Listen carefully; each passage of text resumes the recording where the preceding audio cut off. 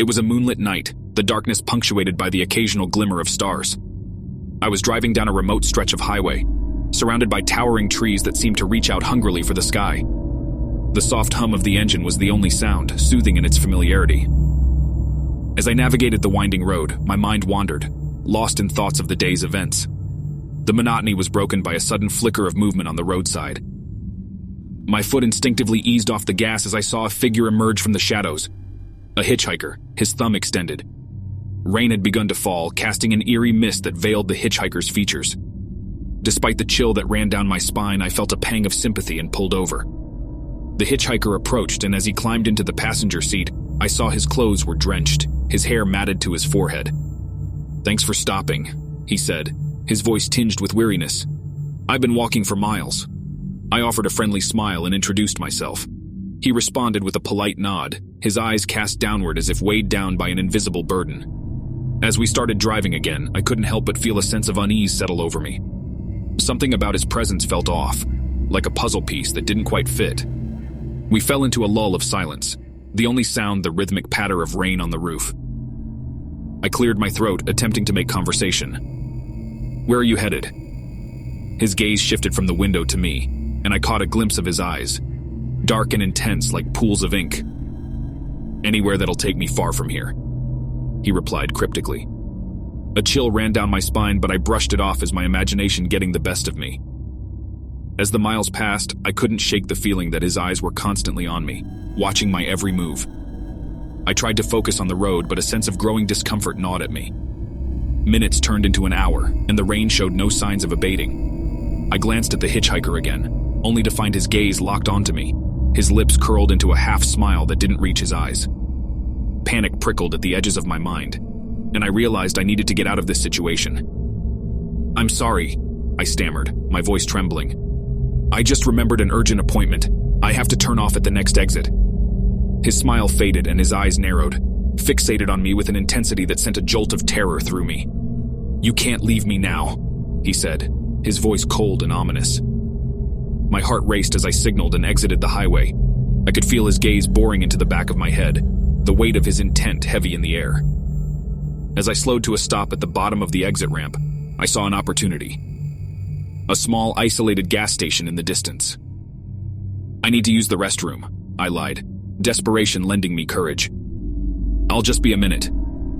He hesitated, his eyes locked onto mine, and then he nodded begrudgingly. I scrambled out of the car, my heart pounding, and ran into the gas station. Inside, I fumbled for my phone and dialed the police, my voice quivering as I explained the situation. Minutes later, a patrol car pulled into the gas station, its red and blue lights cutting through the night. An officer stepped out, approaching the hitchhiker who had followed me into the gas station. I watched from a distance, my hands still shaking, as the officer placed the hitchhiker under arrest. As they handcuffed him, I overheard the officer saying something about a string of recent disappearances and unsolved murders in the area. My blood ran cold as I realized the extent of the danger I had unwittingly been in.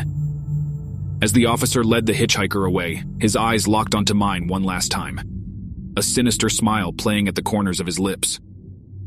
My heart raced, and I knew that if I hadn't trusted my instincts and found an escape, I could have become just another name on a list of victims, another gruesome chapter in the hitchhiker's deadly journey.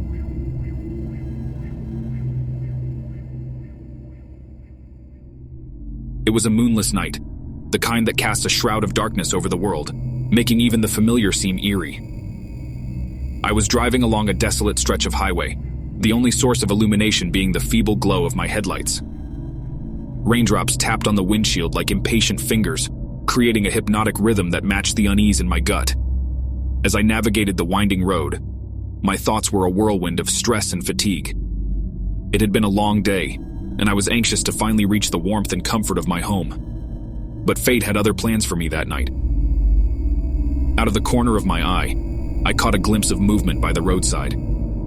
My heart skipped a beat as I saw a figure standing there, drenched in rain and looking as if it had emerged from the very shadows themselves. It was a hitchhiker, a solitary silhouette with a thumb extended, seeking refuge from the storm. Against my better judgment, I pulled over. I couldn't ignore the empathy that tugged at my heartstrings, despite the chill running down my spine. The hitchhiker climbed into the passenger seat, water dripping from their clothes, forming a dark puddle at their feet.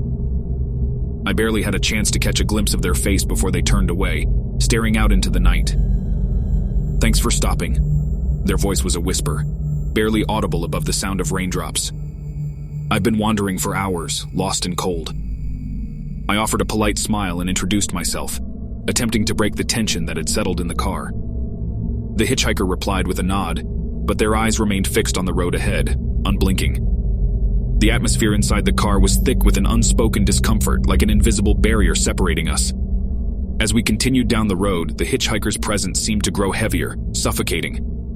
Their silence was unnerving, and I couldn't shake the feeling that something was off. Every time I stole a glance at them, their gaze was locked on the side mirror, as if they were watching for something sinister lurking just beyond our view. My grip on the steering wheel tightened as my mind raced with irrational thoughts. Was this person dangerous? Should I have just driven past them? My heart pounded in my chest and I cleared my throat, attempting to make conversation. "Where are you headed?" I asked, trying to keep my voice steady. The hitchhiker finally turned their head to face me, and for a moment their features were illuminated by the passing streetlights. Their eyes were vacant, devoid of any emotion, and their lips curled into a faint smile that didn't reach their eyes. "I'm heading to a place that's been waiting for me," they replied cryptically, their voice sending a shiver down my spine. My breath caught in my throat. The hairs on the back of my neck stood on end as I tried to make sense of their words. My rational mind battled against the rising tide of fear that threatened to engulf me. I could feel the weight of their gaze, like a predator assessing its prey. I knew I had to act. My foot pressed down on the gas pedal and the car surged forward. The hitchhiker's smile faded, and they turned to me with a look of confusion. "Where are you going?" they asked, their voice now tinged with urgency. "I'm sorry," I stammered, my heart racing. "I just remembered something I need to do. I can't take you any further."